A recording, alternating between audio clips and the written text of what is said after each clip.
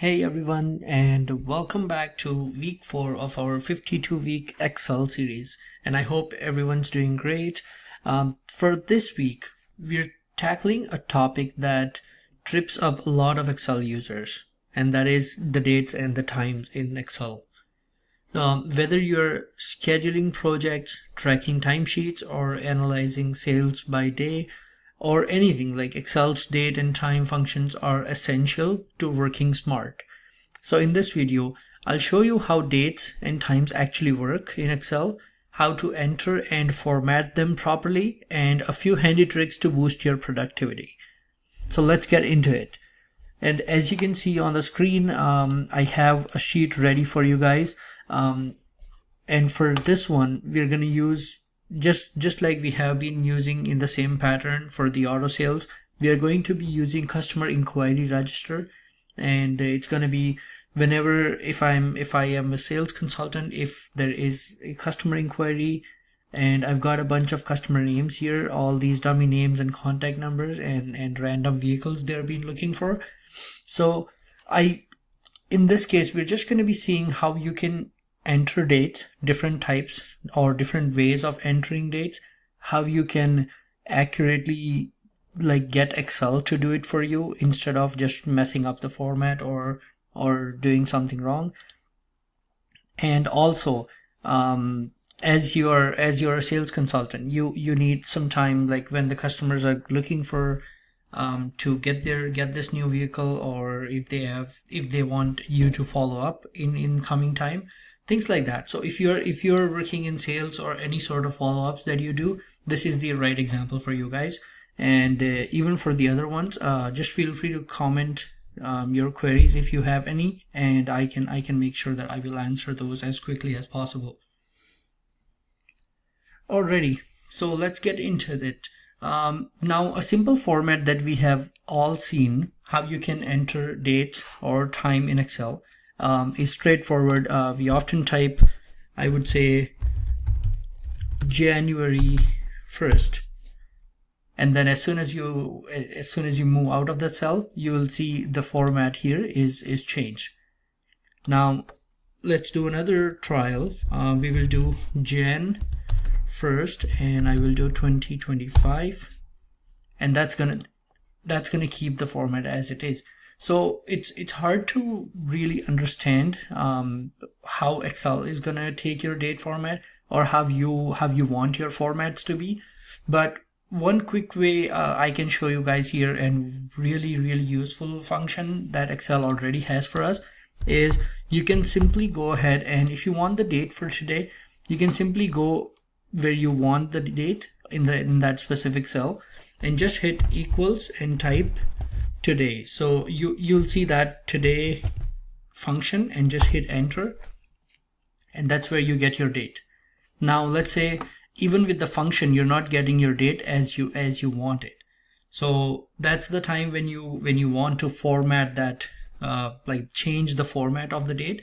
And to change the format of your dates, what you can straight do is just right click in that cell, go to format cells, and when you click on format cells, you will see this pop up here, and then you're already on custom, and on the right hand side here you can scroll through all the different types of formats that you will see here. And for the date and times, keep going, and then you will find, let's say you want to keep it month, day, and year.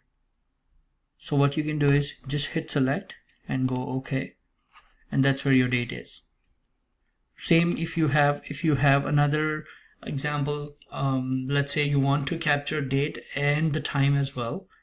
In that case, there's another function in Excel that is really helpful, and instead of today you're going to be using now. So what this function is going to do is it's going to capture the date and the time as well. And as you can see here, the date and the time is right here. So these two are really useful functions here that Excel provides you with. And what you can do is there are different common use cases that you can think of. If you're doing your timesheets in Excel, these functions are really helpful if you are doing project timelines or if you're trying to do any calculations as well. So these functions are really useful. Now you have to really watch out for how Excel might treat a date, or if it's not formatted properly. Sometimes it kind of gets wonky when you're entering different date formats. If I go 2025 0104, it doesn't do anything with it. And sometimes if I enter something different, it might just change the whole format of that cell itself. So you have to be very careful when you're doing this. And straightforward, if I click on this cell and you look at the top, the type is date by default, as we entered the date or we use the function today function. So that's going to change it to date. You can leave it to date or you can move back to general, it doesn't matter. And now that brings me to our next item that I have here is, let's say you have a customer and we're going to be just playing along with the same spreadsheet I have here. And what I'll quickly do is I'll show you how the formulas, or how you can write different formulas along with using those functions. So for this one, I'll just use today's date and I'll go ahead and type today. So that's our date, and I'll just drag the same date through for the whole spreadsheet. And let's do something different. And for the half, we will try and do it now. There we go. Okay, so now we have the custom format for the half, and for half of the inquiries we have just the date. So what we want to see here is, if you are tracking or if you are like trying to capture all the information, in this case, let's say first customer Jason, they are here today and they're looking at a vehicle. They're just saying, okay, I'm planning to buy something in the next 60 days. So what you can do is just simply say 60, and then like you have to enter the estimated buying, like in how long the customer is planning to buy something.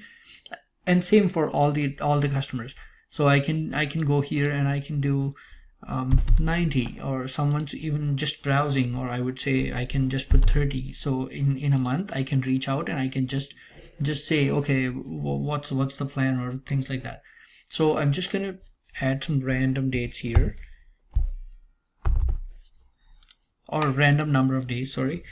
So what I can do is I'll just do random numbers between 45 to 150 days, let's say.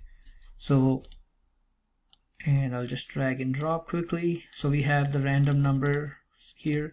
Now you don't really have to count 60 days from today. If it's straightforward a month, then it's always easy. If it's 129 days, or someone says, okay, somewhere around 120 to 180 days, so let's say you want to put 148 or 150 days.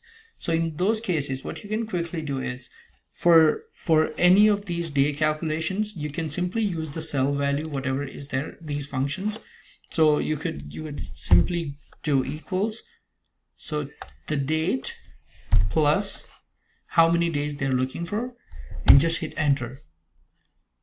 And there you go. You have the date when the customer would like you to follow up, or you can just reach out and you can follow up. And same way, I can always just drag and drop the same thing, and all the days or all the follow-up days would be calculated here. So as you can see, anyone who would like to just give them a follow-up in 2 months, you have your date. This is April, and then you can follow up in June again. So that is really helpful, not just for sales. Like I said, if you are doing timesheets, if you're doing any other calculations like around the date, there are a lot of different functions that we will be covering in the coming weeks. But this is just a normal starter, that how you can quickly enter the correct date in a correct format. If you don't like the format, you can always edit the format, and you can play along with dates and times in Excel really quick.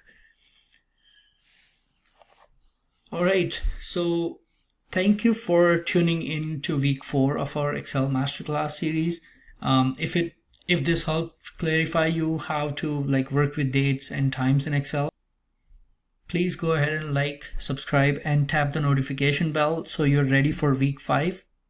If you have any specific questions about dates, times, or formulas around dates and times, always feel free to drop a comment and I will answer all the questions as soon as I can. Okay, see you guys next week for more Excel skills. Take care. Bye.